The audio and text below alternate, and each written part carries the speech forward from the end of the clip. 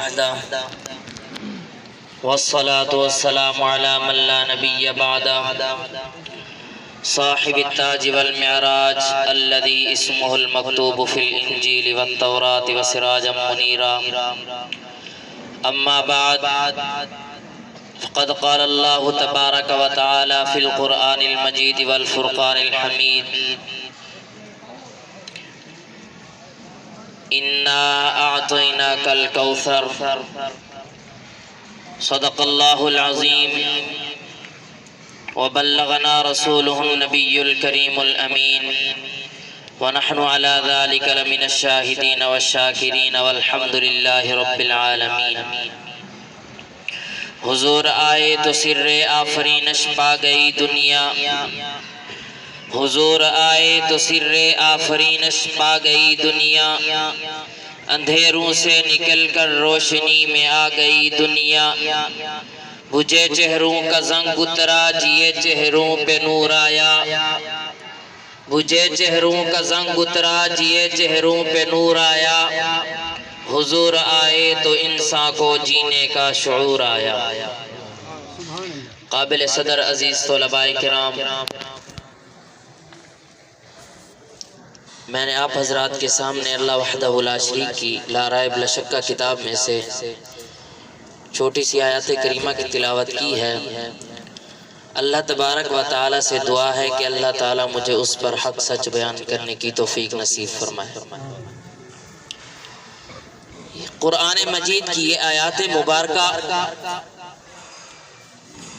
اِنَّا أَعْطَيْنَاكَ الْكَوْثَرَ کہ اے محبوب ہم نے آپ کو آب کوثر یعنی کہ حوض کوثر عطا کی ہے.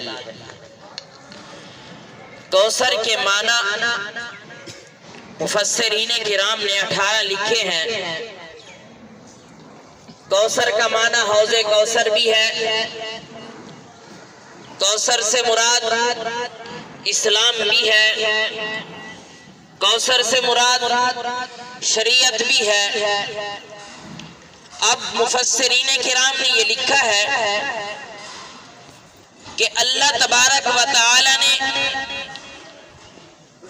امام الانبیاء نبی پاک علیہ السلام کو یہ ایک ایسی نعمت عطا کی ہے کوثر کی، جس نعمت کے ذریعے نبی پاک علیہ السلام اپنی امت کو نوازیں گے.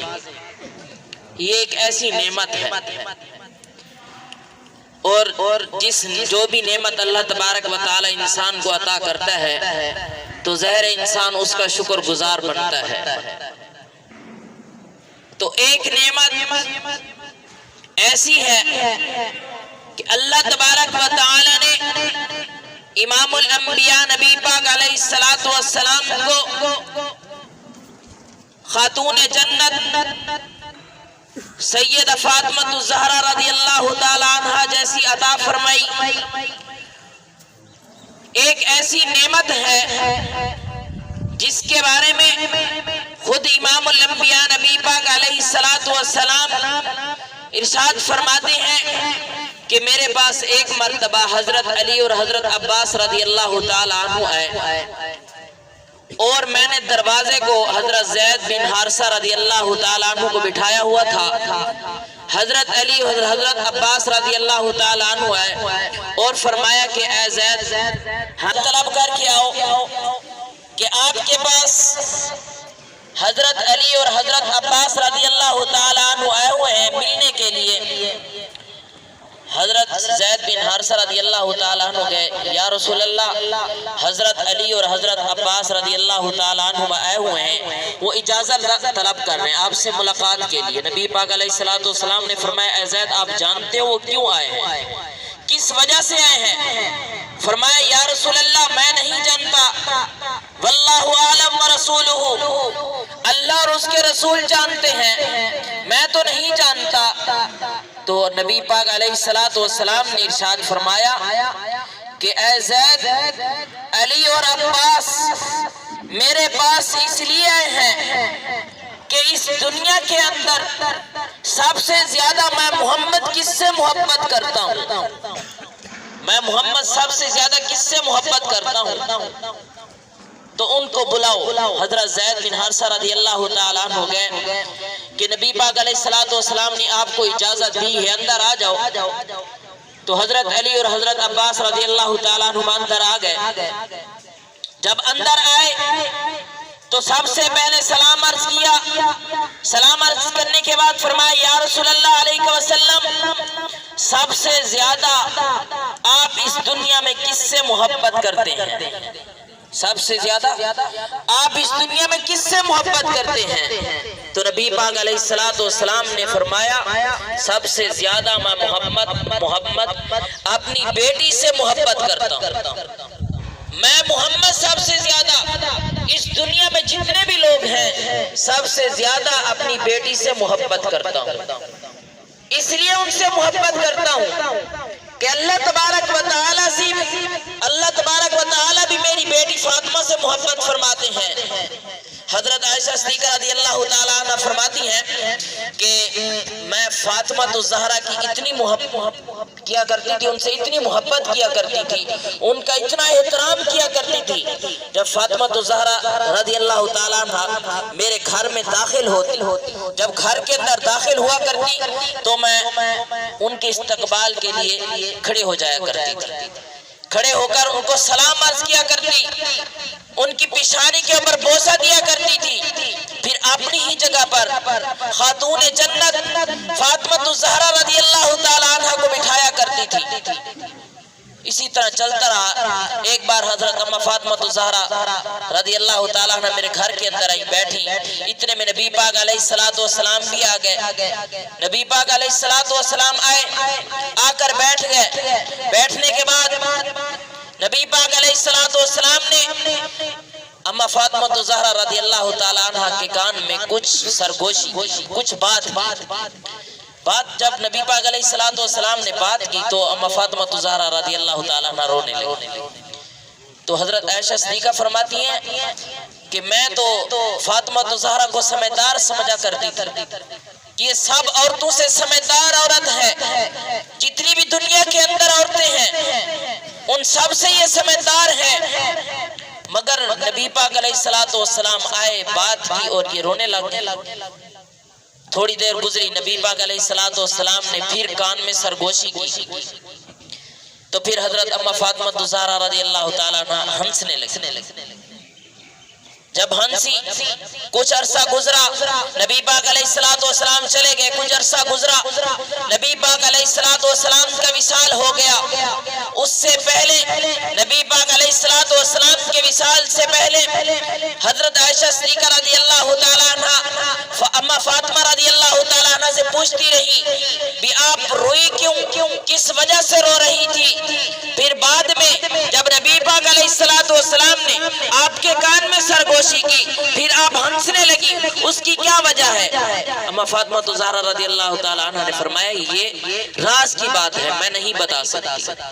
نبی پاک علیہ السلام کا جب وصال ہوا تو حضرت اما عائشہ صدیقہ رضی اللہ تعالیٰ عنہ نے فرمایا کہ اب بتاؤ، اب تو بتاؤ وہ راز کی بات کیا تھی، کون سی بات تھی؟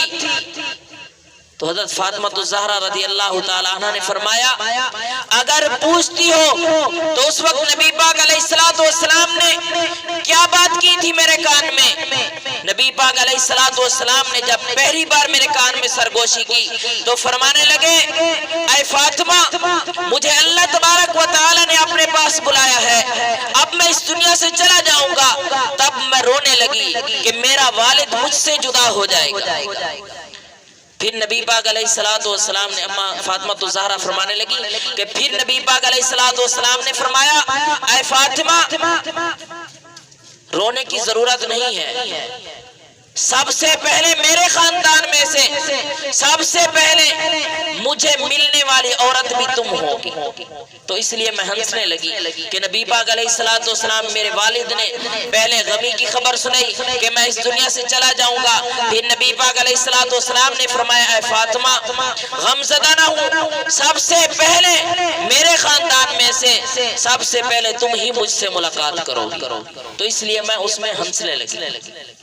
اسی طرح حضرت فاطمہ الزہرا رضی اللہ تعالیٰ عنہ فرماتی ہیں کہ ایک بار شادی ہو رہی تھی کفار کی، تو کفار نے سوچا کہ اپنے آپ کو نبی کہنے والا، اپنے آپ کو محمد کہنے والا کہ میں اللہ کا آخری نبی ہوں، لوگوں کے اندر یہ بات پھیلا رہا ہے، تو ہم ایسا کرتے ہیں، ہے تو وہ غریب، اس کے پاس ہے تو کچھ نہیں، ہم ایسا کرتے ہیں کہ اس کی بیٹی کو دعوت دیتے ہیں شادی کے لیے، اس کے پاس کپڑے تو ہیں نہیں، پھٹے پرانے کپڑے ہیں۔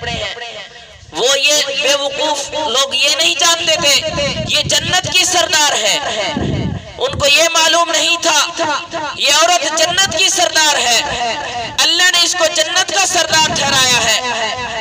انہوں نے دعوت دی، نبی پاک علیہ السلام کے پاس اما فاطمہ تو زہرا گئی، یا رسول اللہ فلاں قبیلے والے شادی کر رہے ہیں، انہوں نے مجھے دعوت دی ہے، میرے پاس تو کپڑے نہیں پہننے کے لیے، پھٹے پرانے کپڑے ہیں، پھٹے پرانے کپڑے ہیں، میں کیسے جاؤں گی؟ نبی پاک علیہ السلام نے فرمایا آپ دعوت قبول کر لو، آپ دعوت قبول کر لو، قبول کر لی۔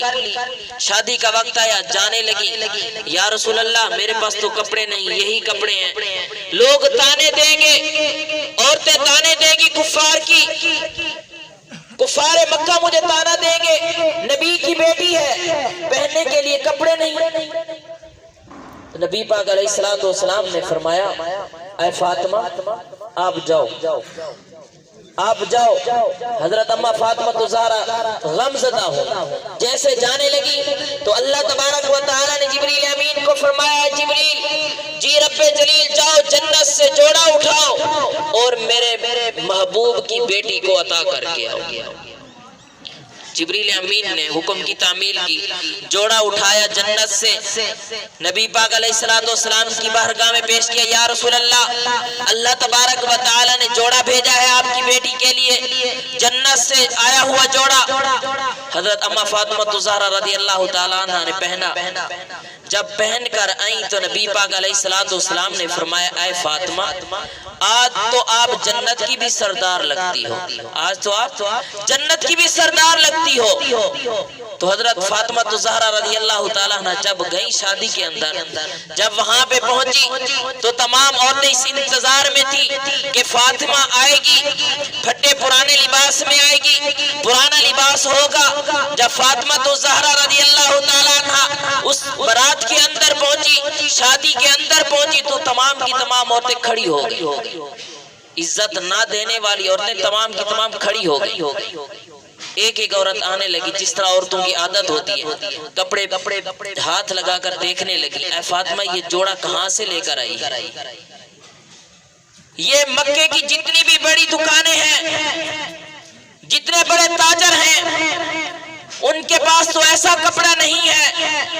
فاطمہ یہ مکے کا کپڑا نہیں ہے، یہ تو کپڑا کہاں سے لے کر آئی ہے؟ اور جو اس کپڑے سے خوشبو آتی ہے وہ بھی یہاں کی نہیں ہے، وہ بھی اس مکے کے دکانوں کی نہیں ہے جو یہاں پہ فروخت کی جاتی ہے، یہ وہ خوشبو نہیں ہے۔ تو حضرت فاطمہ رضی اللہ تعالیٰ عنہ نے فرمایا یہ جوڑا میرے ابا نے جنت سے منگوایا ہے، یہ جوڑا میرے ابا نے جنت سے منگوایا ہے۔ تو تمام کی تمام عورتوں نے اس وقت کلمہ پڑھا کہ فاطمہ آپ کو بھی مان گئی، آپ کے والد کو بھی مان گئی، واقعی اللہ کے رسول ہیں۔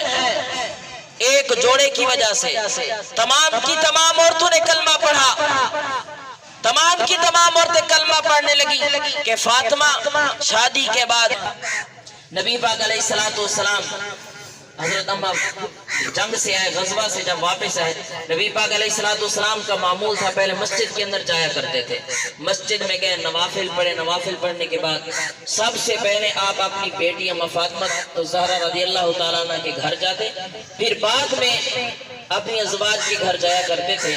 سب سے پہلے آئے مسجد میں نماز ادا کی، نوافل پڑھے، نوافل پڑھنے کے بعد اما فاطمہ زہرا رضی اللہ تعالیٰ عنہ کے گھر چلے گئے۔ جب وہاں پہ گئے دستک دی، دروازہ کھلا تو فاطمہ زہرا رضی اللہ تعالیٰ عنہ نے سب سے پہلے نبی پاک علیہ السلام کی پیشانی چومی، آنکھوں پہ بوسہ لیا، پیشانی پہ بوسہ لیا، بوسہ لینے کے بعد فرمایا ابا جان آپ ایک نبی ہو، آخری نبی ہو، آپ کے کپڑے دیکھنے کے لائق نہیں ہیں۔ یا رسول اللہ آپ کے کپڑے بالکل پرانے ہو چکے ہیں، پھٹے پرانے کپڑے ہیں۔ یا رسول اللہ آپ کے چہرے پر مٹی ہے، آپ کی داڑھی مبارک پر مٹی ہے۔ یا رسول اللہ میں یہ دیکھ نہیں سکتی، یہ میں برداشت نہیں کر سکتی۔ ایک بیٹی اپنے والد کو اس حالت میں دیکھ کر ظاہر برداشت نہیں کر سکتی، مگر نبی پاک علیہ السلام نے فرمایا اے فاطمہ روتی کیوں ہو؟ آپ کے والد کو اللہ تبارک و تعالی نے ایک مقام بخشا ہے، ایک رتبہ دیا ہے۔ اللہ تبارک و تعالی نے آپ کے والد کو ایسا دین دیا ہے جو دنیا کے اندر جب تک قیامت اللہ تبارک و تعالی قائم نہیں کرتے تو تیرے باپ کا ہی دین رہے گا۔